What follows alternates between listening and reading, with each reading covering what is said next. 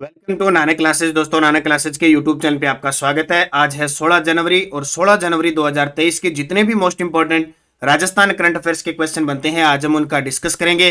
पूरा वीडियो ध्यान से देखना और लास्ट में मैं आपसे क्वेश्चन पूछूंगा जिनके जवाब आपको कमेंट बॉक्स में देने हैं। तो स्टार्ट करें आज की क्लास। आज हम पढ़ेंगे 8वां महाकवि कन्हैयालाल सेठिया कविता award, right to sight vision के साथ अंधता नियंत्रण पॉलिसी और 15 जनवरी 2023 से हर घर पंचायत अभियान का शुभारंभ। डेली आपको 8:15 पर क्लास मिलती है।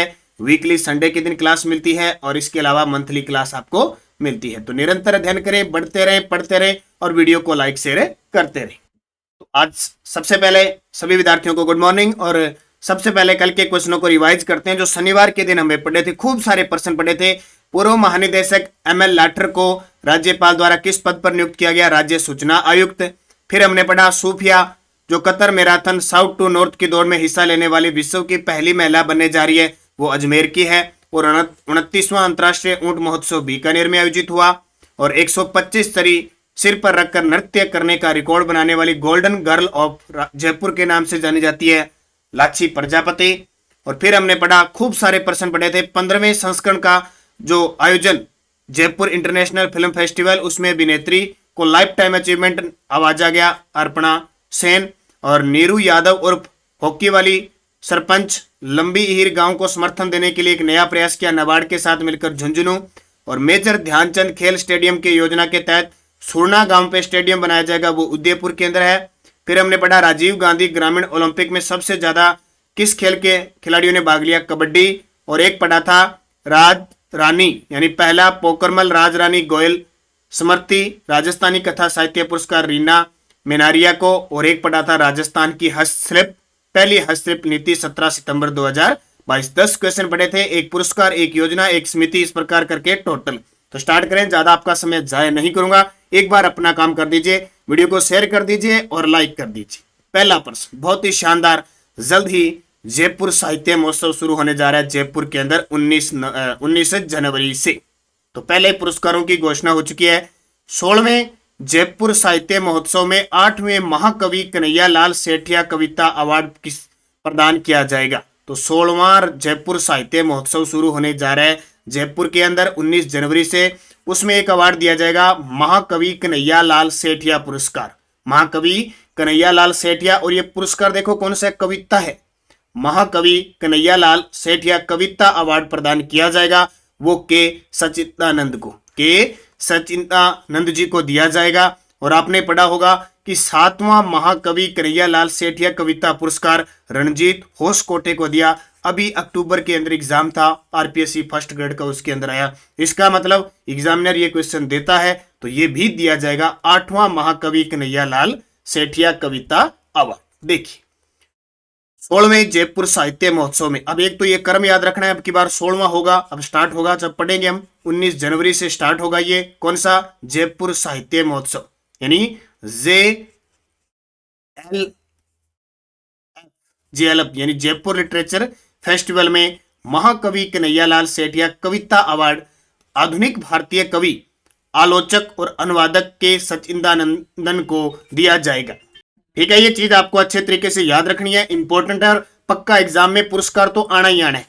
एक नोट लगा के देखना, नोट लगा के एक बात याद रखना है, क्यों? क्योंकि RPSC फर्स्ट ग्रेड में पूछा जा चुका है। 5 से 14 मार्च 2022 को 15वें जयपुर लिटरेचर फेस्टिवल में रंजीत होसकोटे को 7वें महाकवि कन्हैयालाल सेठिया कविता पुरस्कार 2022 से सम्मानित किया गया। तो 8वां तो पूछेगा, जब 7वां पूछ लिया तो पूछेगा 8वां। और एक और याद रखना, डॉक्टर महेंद्र भानावत कौन है? क्योंकि इन जो पुरस्कारों में कंफ्यूजिंग बहुत होती है, किसको क्या दिया, कोई कविता पुरस्कार, कोई अनुवाद पुरस्कार, कोई सीधा पुरस्कार, कोई उल्टा पुरस्कार। मारवाड़ रत्न पद्मश्री कोमल कोठारी सम्मान 2022 दिया था डॉक्टर महेंद्र भानावत को। और ये जो पद्मश्री कोमल कोठारी सम्मान दिया जाता है ये 12 मई को जोधपुर स्थापना दिवस पर दिया जाता है। और एक Komal Kothari life time achievement award दिया जाता है जो अब मिला है दिलीप भट्ट को 2023 का, अभी वो पश्चिमी सांस्कृतिक कला केंद्र के द्वारा दिया जाता है, वो भी अभी मिला है। तो ये कंफ्यूज मत होना सारे। अब ताजा ये बन गया के सच्चिदानंदन को अब 8वां कन्हैयालाल सेठिया कविता अवार्ड दिया जाएगा। कहां पे? 16वें जयपुर साहित्य महोत्सव के अंदर। तो ये इतनी डिटेल आपको याद रखनी।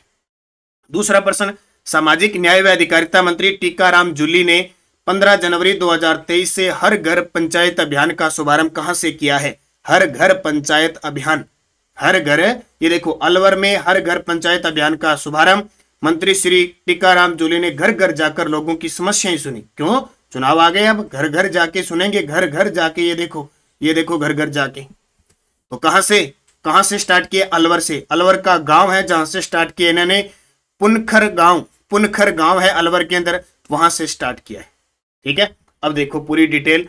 सामाजिक न्याय व अधिकारिता मंत्री टीकाराम जूली ने आमजन की परिवेदनाओं के त्वरित निस्तारण के लिए एक अभिनव पहल की है। ठीक है, 15 जनवरी 2023 को पुनखर गांव अलवर से हर घर पंचायत अभियान का शुभारंभ किया।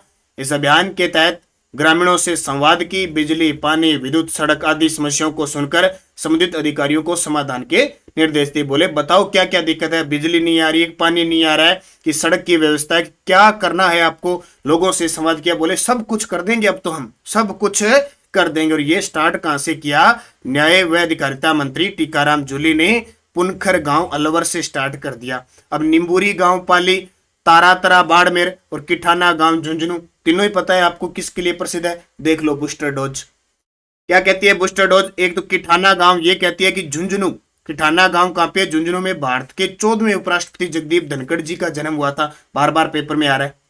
4 से 10 जनवरी 2023 निम्बूरी रोहटपाली में 18वीं राष्ट्रीय गाइड जम्बूरी का आयोजन हुआ, ये तो इंपॉर्टेंट बनी गया। और 10 से 13 जनवरी 2023 को 18वां अखिल भारतीय पीठासीन अधिकारी सम्मेलन राजस्थान विधानसभा के अंदर हुआ, ये भी आपको याद रखना है। अध्यक्षता लोकसभा अध्यक्ष ओम बिरला ने की थी। तीनों चीजें आपको याद रखना है। और ये आलू की खेती वगैरह करने के लिए तारातरा बाड़मेर में एक अनुबंध हुआ है, एक ग्रोपिटिल कंपनी के द्वारा।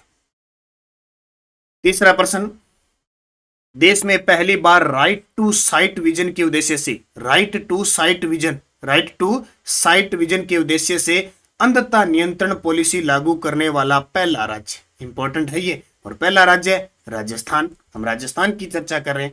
देखो, मुख्यमंत्री अशोक गहलोत ने प्रदेश में निरोगी राजस्थान की परिकल्पना को साकार करने की दिशा में एक अभिनव पहल की है। देश में पहली बार राज्य सरकार ने राइट टू साइट विजन के उद्देश्य से अंधता नियंत्रण नीति लागू की है। क्या है ये? मुख्यमंत्री के निर्देश पर चिकित्सा व स्वास्थ्य विभाग ने अंधता निवारण के लिए नीति दस्तावेज जारी किया। यह पॉलिसी राज्य में 3 लाख से अधिक दृष्टिबाधित लोगों के जीवन में रोशनी लाने के उद्देश्य से लाई गई। क्या है? देखो, देश में वर्ष 2020 में अंधता प्रसार दर 1.1% थी। Right to sight vision policy की मदद से इस पर 0.3% तक लाने के प्रयास होंगे। नीति के तहत सभी सरकारी मेडिकल कॉलेजों में अनिवार्य रूप से केराटो प्लास्टिक सेंटर और आई बैंक संचालित होंगे। और नीति क्या कहती है? निजी और गैर सरकारी संगठनों द्वारा एकत्रित देने कॉर्निया प्राथमिकता से सरकारी संस्थानों को उपलब्ध करवाए जाएंगे। जिलों में समाजसेवी संस्थाओं, ट्रस्ट, अस्पतालों और अन्य चैरिटेबल संस्थाओं के साथ मिलकर नेत्रदान की मुहिम चलाई जाएगी। और नेत्र विशेषज्ञों, मेडिकल विद्यार्थियों, नेत्रदान के लिए परामर्शदाताओं को प्रशिक्षण दिया जाएगा। ये तो आपको पता है, नीति बढ़ेगी तो सारा कुछ होगा। आपको ये याद रखना है, राइट टू साइट विजन के उद्देश्य से अंधता नियंत्रण नीति लागू की राजस्थान। चौथा प्रश्न, राजस्थान सरकार द्वारा मिरासी और बिस्ती समुदाय के 2000 विद्यार्थियों को प्रतिवर्ष किस योजना के तहत छात्रवृत्ति प्रदान की जाएगी? इंपॉर्टेंट प्रश्न है, एक योजना है, क्योंकि सरकार ने बजट 2022-23 में घोषणा की थी कि मिरासी और बिस्ती समुदाय के जो समुदाय है उनके विकास के लिए भी काम किया जाएगा। तो सरकार ने जो विद्यार्थी है प्रतिवर्ष 2000 विद्यार्थियों को योजना के तहत छात्रवृत्ति प्रदान करेगी, उत्तर मैट्रिक छात्रवृत्ति योजना। देखो, राज्य सरकार द्वारा मिरासी और बिस्ती समुदाय के विद्यार्थियों को उत्तर मैट्रिक छात्रवृत्ति योजना के तहत छात्रवृत्ति दी जाएगी।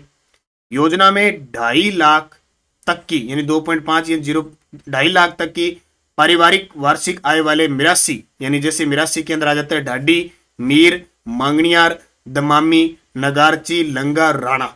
नाम सुना ना, लंगा, मांगनियार, ये लोक गायन है। ये सारे क्या है? लगभग संगीत से जुड़े हुए, लोक संगीत से।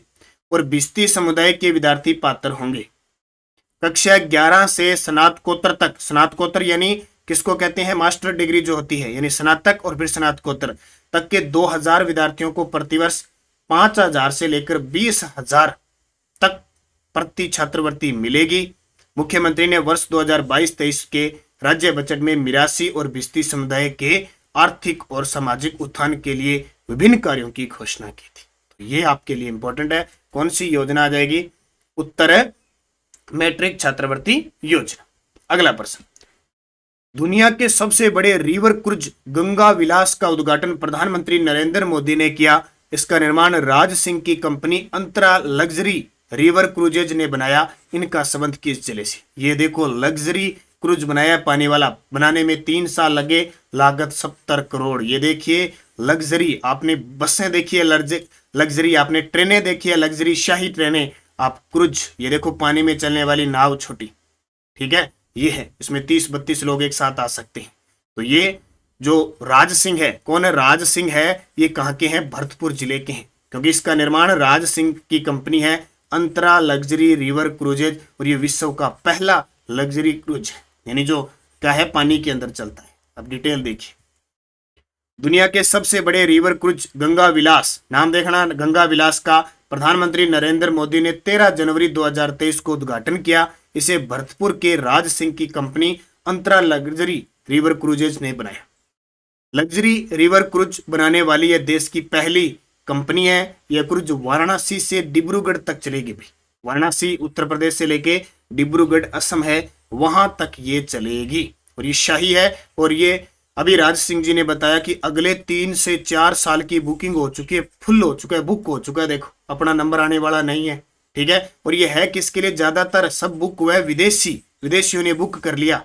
ऐसे नहीं कि वाराणसी से चलो डिब्रूगढ़ 100 रुपए दे दिए चले, यानी लाखों के अंदर ये सिस्टम, और पहले बुक हो गया, अगले 3 साल तो बोलना ही मत। 3 साल इस क्रूज में आप पर्यटक की दृष्टि से ही, क्योंकि जगह जगह क्या होता है कि एक यान जाता है ना तो कोई और है, और नदियों से है। एक सबसे बड़ी बात देखो, नदी है ये पहला ऐसा है जो रिवर है, ठीक है, रिवर के अंदर जाएगा, जगह जगह जो पर्यटक स्थल आते हैं नदियों में, वहां पे सबको घुमाएगा। तो इसकी बुकिंग हो चुकी है, आपको पढ़ना है सिर्फ, आपके फिलहाल काम का 3 साल तो है नहीं, बाद में देखना। तो लग्जरी रिवर क्रूज।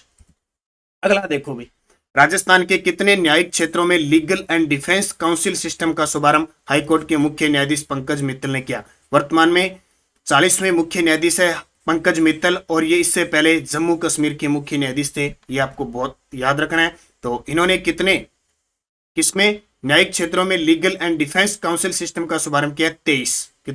23। अब देखो, 11 जनवरी 2023 से राजस्थान के 36 न्याय क्षेत्रों में, टोटल कितने हैं? 36 न्याय क्षेत्रों में 23 न्याय क्षेत्रों में Rajasthan legal service authority legal and defence council system का शुभारंभ हाईकोर्ट के मुख्य न्यायाधीश पंकज मित्तल ने किया। यह सिस्टम उससे संबंधित है, कानूनी प्रक्रिया से संबंधित है, रक्षा काउंसिल सिस्टम की पूरी रक्षा इस उसके लिए है। जैसे अपने राजस्थान प्राधिकरण जो है ना, राजस्थान विधिक प्राधिकरण संस्करण, उसके तहत है, जिसको रालपा कहते हैं अपने।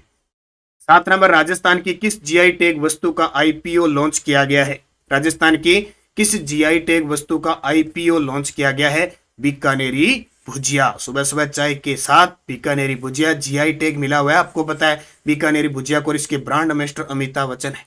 विश्व प्रसिद्ध है ये बीकानेर भुजिया, कहीं भी चला जाओ आपको बीकानेरी भुजिया मिलेगा, और स्वाद बीकानेर भुजिया खाने में आते हैं। राजस्थान की बीकानेरी भुजिया का आईपीओ लॉन्च किया गया है। बीकानेरी भुजिया को 2010 के अंदर, बीकानेरी भुजिया को 2010 में जीआई टैग मिला था, और अब तक राजस्थान के उत्पाद लोगो सहित 16 वस्तुएं हो चुकी है जिन्हें जीआई टैग मिला। लास्ट बार सोजत की मेहंदी को मिला। Bikaji foods international limited IPO, ठीक है, ये आपको पता होगा नवंबर 2022 के अंदर आईपीओ खोला गया था। इसमें इसका आईपीओ करके फिक्स प्राइस रखा था, फिक्स क्या का बीकाजी आईपीओ प्राइस बैंड रखा था कि 285 से लगभग 300 रुपए के प्रति शेयर निर्धारित किए गए थे। यानी आईपीओ इससे क्या, शेयर निर्धारित हो जाते हैं और शेयर बेचे खरीदे जाते हैं, इससे क्या होता है, तो वो आईपीओ हो जाएगा। तो राजस्थान की बीकानेरी भुजिया का आईपीओ लॉन्च किया गया, इतना आपको याद रखना है। और बीकानेरी भुजिया की शुरुआत बीकानेर के शासक डूंगर सिंह ने की थी। 8 नंबर प्रश्न देखो, राजीव गांधी शहरी ओलंपिक खेल कितने नगरीय निकायों में आयोजित होंगे? अब खेल का प्रश्न आ गया आपके लिए। राजीव गांधी शहरी ओलंपिक खेल 26 जनवरी से स्टार्ट होने जा रहे हैं अभी, और इनका रजिस्ट्रेशन चल रहा है अभी, जिस विद्यार्थी को करवाने हैं शहरी क्षेत्र में। शहरी ओलंपिक खेल कितने नगरीय निकायों में होंगे? तो 240। कितने 240 कैसे 10 नगर निगम, 36 नगर परिषद, 194 नगर पालिका और टोटल मिला के हो गए 240। देखो राजीव गांधी शहरी ओलंपिक की शुरुआत 26 जनवरी 2023 को राज्य के सभी 240 नगरीय निकायों में आयोजन, 10 नगर निगम, 36 नगर परिषद, 194 नगर पालिका। ठीक है, ये नगर पालिकाएं बढ़ चुकी है, नगर परिषद इतने 34 पढ़ते थे, अब ये 36 दिखाते हैं। इसके लिए निकाय बार कुल 628 क्लस्टर्स का निर्माण किया गया है। अब इतने से प्रश्न, एक तो ये 26 जनवरी 2023 बन गया, यहां से प्रश्न पक्का आएगा ये 7 खेल, क्योंकि जब ग्रामीण ओलंपिक हुए तो 6 खेल इतनी बार पेपर में आए, 7 खेल। देखो कबड्डी उसमें भी थी, टेनिस बॉल क्रिकेट उसमें भी थी, वॉलीबॉल फुटबॉल उसमें नहीं थी, देखो बास्केटबॉल खो खो उसमें थी, एथलेटिक्स इसमें नहीं था। तो 2 चेंज हुए और अलग हुए हैं। एथलेटिक्स में 100 मीटर, 200 मीटर, 400 मीटर। तो kabaddi, tennis ball cricket, volleyball, football, basketball, kho kho और एथलेटिक्स, 7 खेल इसमें शामिल है। 9 नंबर 1 योजना का प्रश्न आपके लिए आ गया। कोटा में सुपोषित मां अभियान के द्वितीय चरण का शुभारंभ कब हुआ?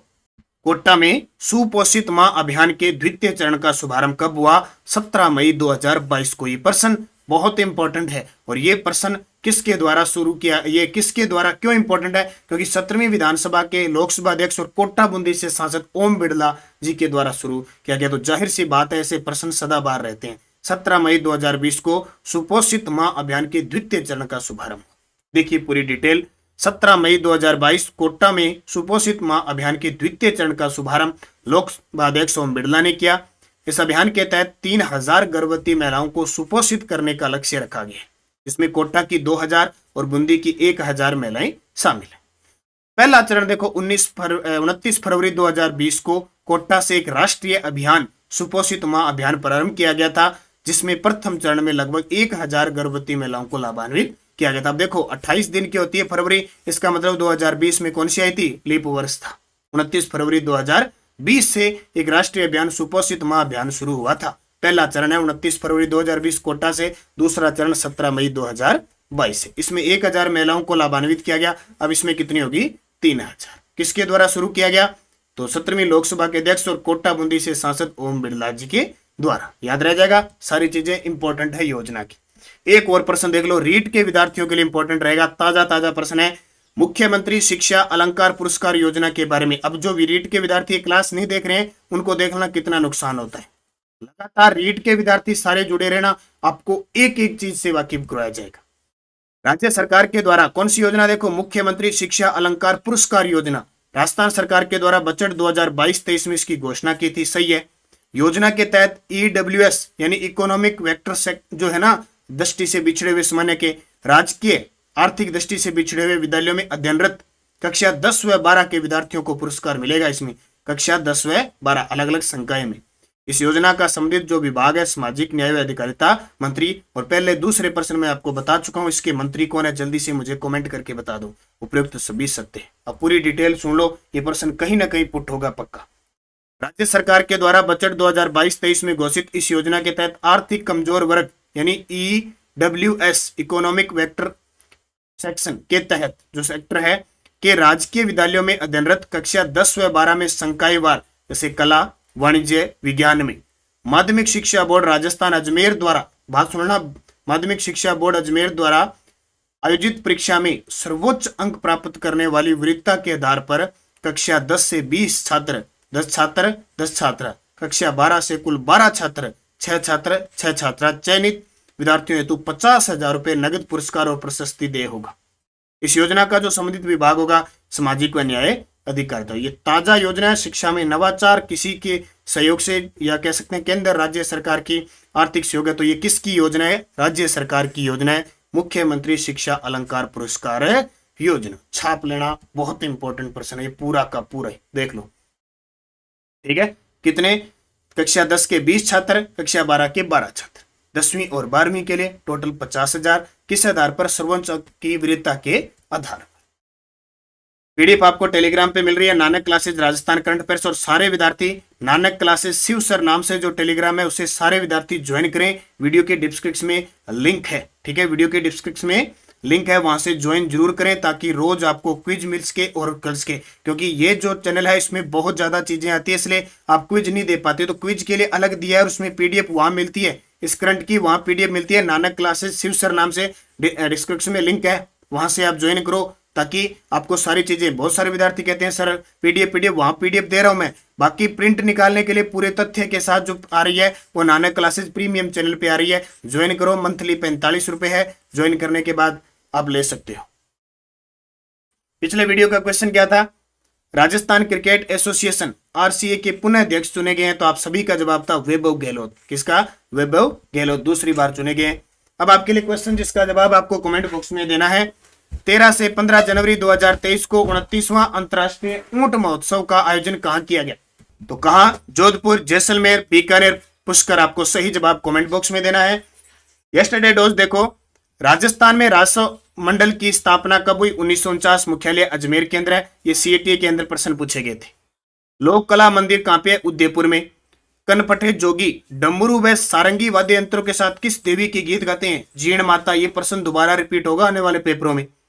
बाडोली कोटा के शिव मंदिर का निर्माण किसने करवाया? मिहिर कुल ने। और गोपाल सैनी और कृपाल सिंह शेखावत का संबंध किस हस्तकला से है? ब्लू पोट्री से। ब्लू पोट्री कहां की है? जयपुर की। कौन लाया था जयपुर के अंदर? तो मान सिंह प्रथम लेके आए थे। और स्वर्ण काल किसका कहते हैं? राम सिंह का। तो ये पांचों के जवाब सही देना है, अच्छे तरीके से आपको पढ़ते दिया होगा आपने। और अब आपके लिए नेक्स्ट हो जाए, बिशलपुर बांध का निर्माण किस वर्ष पूर्ण? सीएटी में ये प्रश्न देख लो। ये प्रश्न देखने का मतलब यही है कि दोबारा रिपीट होंगे तो आपका गलत नहीं होना चाहिए।